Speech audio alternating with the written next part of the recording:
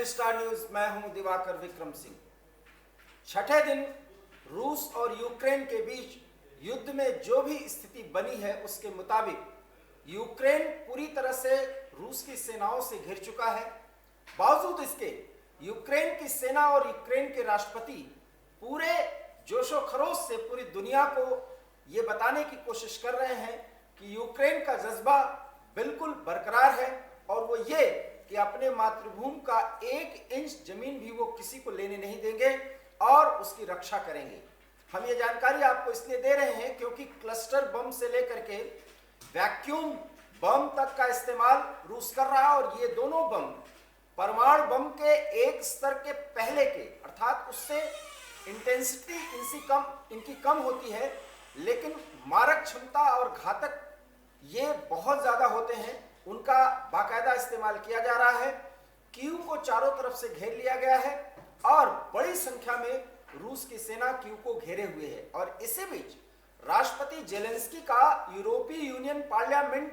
को संबोधित करना एक बड़ी खबर और उस खबर के मायने पर एक बड़ी चर्चा शुरू हो गई है। आखिर जेलेंस्की ने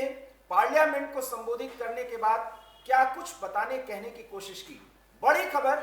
कि यूरोपीय यूनियन पार्लियामेंट को जेलेंस्की ने संबोधित किया और संबोधन में उन्होंने भावुक बयान भी दिया है और ये कहा है कि वो किसी भी कीमत पर अपने देश की रक्षा करेंगे और झुकेंगे नहीं। जेलेंस्की ने ऐसा कह करके यूरोपीय यूनियन को यह भरोसा दिलाने की कोशिश की है कि उनका देश और उनके नागरिक हालांकि पूरी तरह से आक्रमणकारी सेना से घिरे हुए हैं, लेकिन उनको किसी भी कीमत पर जीतने नहीं दिया जाएगा। और यूरोपीय यूनियन पार्लियामेंट के सभी सदस्यों ने जैसे ही जेलेंस्की ने संबोधन की शुरुआत की, खड़े होकर के उनका स्वागत किया और इस बात की सराहना की कि वो अपनी मातृभूमि की रक्षा के लिए फिलहाल एक हीरो के तौर पर पूरे दुनिया में प्रस्तुत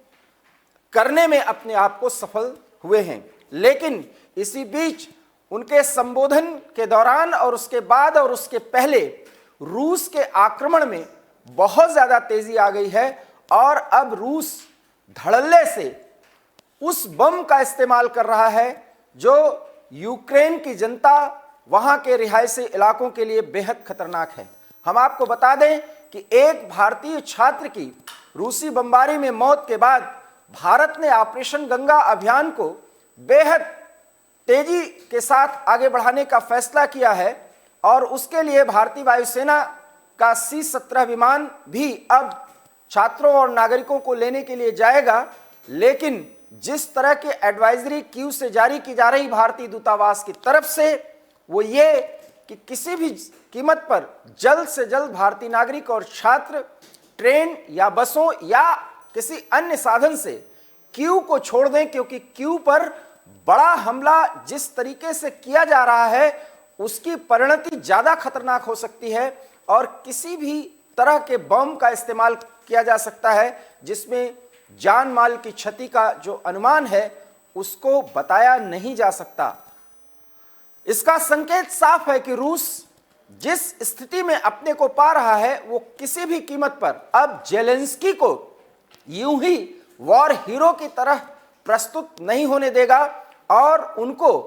पकड़ लेने या उनको गिरफ्तार करने की कोशिशें की जाएंगी। इसीलिए जेलेंस्की ने ईयू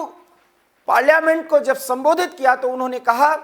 कि हमने इस तरह की तैयारी कर रखी है कि आक्रमणकारियों को हम अपने शहरों के एंट्री पॉइंट्स पर ही रोकेंगे, उन्हें भारी प्रतिरोध से पीछे हटाएंगे, अपने शहरों में नहीं घुसने देंगे। लेकिन सच ये है कि रूस के हर उस बड़े शहर और स्ट्रैटेजिक रूप से मजबूत शहर पर रूसी सैनिकों का कब्जा मजबूत होता जा रहा है। उन्हें भारी प्रतिरोध का सामना यूक्रेनी सेना और नागरिकों की तरफ से करना पड़ रहा है। लेकिन जेलेंस्की और पश्चिमी मीडिया के तमाम दावों के बावजूद अभी भी रूस की आक्रमणकारी शक्ति में कोई कमी नहीं आई है। उनके बमबारी में, उनके हमले में और रणनीतिक रूप से पूरे कीव पर कब्जा करने की जो उनकी कोशिशें हैं उसमें कहीं भी कोई कोताही नहीं बरत रही है रूस की सेना और जल्द से जल्द कीव पर कब्जा करना चाहती है। चारों तरफ से कीव को घेर लिया गया है और वहां पर 6 लेयर एक तैयारी है यूक्रेन की तरफ से कि पूरे शहर को घेरा गया है यूक्रेनी सेना और नागरिकों की तरफ से। उस पूरे लेयर को तोड़ने में भारी क्षति हो सकती है, लोगों की, नागरिकों की जान जा सकती है।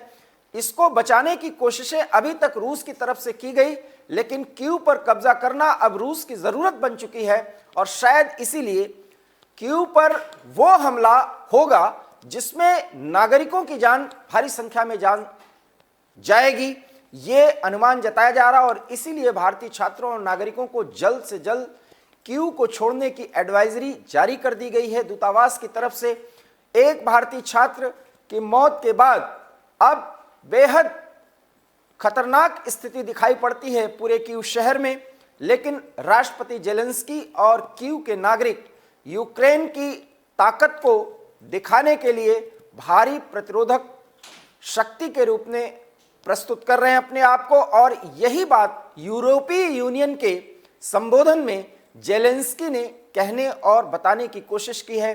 और साथ ही साथ इस संबोधन के माध्यम से उन्होंने भावनात्मक रूप से यूरोपीय यूनियन को पूरी तरह से प्रभावित किया है और ऐसा करके वो दीर्घकालिक रणनीति के तहत वो सब कुछ हासिल करना चाहते हैं जिसकी बदौलत उन्हें लड़ाई को लंबी खींचने में सफलता मिलेगी और जितनी लड़ाई लंबी खींचेगी रूस की मुश्किलें उतनी बढ़ेंगी। लेकिन इस बात से इनकार नहीं किया जा सकता कि अगर लड़ाई लंबी चली और जेलेंस्की लगातार बाहर से मिल रहे सपोर्ट के आधार पर रूस की सेनाओं का सामना करने में सफल रहे तो रूस फादर ऑफ बम अर्थात परमाणु बम का भी इस्तेमाल कर सकता है और उसको ऐसा न करना पड़े, इसके लिए फ्रांस जैसे देशों ने रूस के राष्ट्रपति से संपर्क कायम किया है। लेकिन व्लादिमीर पुतिन का साफ तौर पर यह कहना है कि जेलेंस्की को अपना अड़ियल रवैया छोड़ना होगा, क्योंकि जेलेंस्की जिस मुहिम में लगे हुए हैं वो नाटो और यूरोपीय देशों के साथ रूस के सामने एक बड़ी चुनौती प्रस्तुत करना चाहते हैं और रूस अपनी सीमा पर इस तरह के दुश्मन को खड़ा नहीं होने देगा। इसलिए अगर ये लड़ाई छिड़ गई है तो अब आर या पार होगा और शायद यही बातचीत बेलारूस के मिन्स्क शहर में जब दोनों प्रतिनिधिमंडल मिले तो की भी गई, लेकिन इस बात को यूक्रेन ने नहीं माना और उसके पहले ही जेलेंस्की ने पूरे बातचीत के माहौल को ही एक तरह से खराब कर दिया था, क्योंकि उन्होंने 3-4 वो शर्तें रखी जो शायद आक्रमणकारी रूस रखता। लेकिन जेलेंस्की ने जिस तरह से सीज फायर रोकने की पहली शर्त रखी उसको राष्ट्रपति पुतिन ने अपने लिए चुनौती माना और बातचीत खत्म होने के कुछ ही समय पहले और उसके बाद और आज छठे दिन बीतने तक एक ऐसी स्थिति कीव सहित उन तमाम शहरों की बना दी गई है जहां सिर्फ धुएं और आग का गुबार ही देखा जा सकता है। बेहद त्रासदीपूर्ण स्थिति है पूरे यूक्रेन के तमाम उन शहरों की, लेकिन युद्ध रुकना तो दूर, उसके रुकने का कोई संकेत भी नहीं मिल रहा है, क्योंकि चारों तरफ से बातें सिर्फ यही आ रही हैं कि रूस आक्रमणकारी है और आक्रमणकारी सेना के सामने यूक्रेन को मजबूत करने के लिए यूरोपीय देश और नाटो के सहयोगी सभी यूक्रेन को आर्थिक और सैन्य सहायता देने की लगातार घोषणा कर रहे हैं और यही जेलेंस्की के मनोबल को ज्यादा मजबूत कर रहा है। और जेलेंस्की जिस तरीके से वॉर हीरो के तौर पर प्रस्तुत किए जा रहे हैं उससे अब रूसी सेना और नागरिक भी उनके साथ लड़ने के लिए तैयार हैं और इस लड़ाई का अंजाम सिर्फ यही होगा कि अगर ये लंबा चलेगा तो आर्थिक रूप से रूस कमजोर होता जाएगा, क्योंकि 20 अरब डॉलर, माफ करिएगा 20 करोड़ डॉलर का खर्च प्रतिदिन आ रहा है और अब अरबों डॉलर का खर्च हो जाने के बाद जिस तरीके का प्रतिबंध रूस झेल रहा है शायद वो लंबी लड़ाई में नहीं झेल पाएगा। इसलिए मिनिमम डिटरेंस का इस्तेमाल करके रूस यूक्रेन की रीढ़ को पूरी तरह से तोड़ने की कवायद तेज करेगा। और उसी के तहत हम खबर आपको ये भी बता रहे हैं कि उनके परमाणु हथियारों का इस्तेमाल करने वाली सैन्य कमांड पूरी तरह से सक्रिय हो गई है। वो प्रशिक्षण भी ले रही है और दे रहे हैं उनके कमांडर्स अपने सैनिकों को कि किस तरीके से परमाणु हथियार का इस्तेमाल अगर आदेश मिले तो करना होगा। तो स्थिति साफ है, पूरा यूरोप परमाणु युद्ध के आशंका के दायरे और उस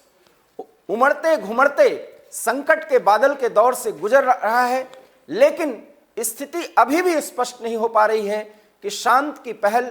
कौन करे, किस तरह से किया जाए और रूस और यूक्रेन को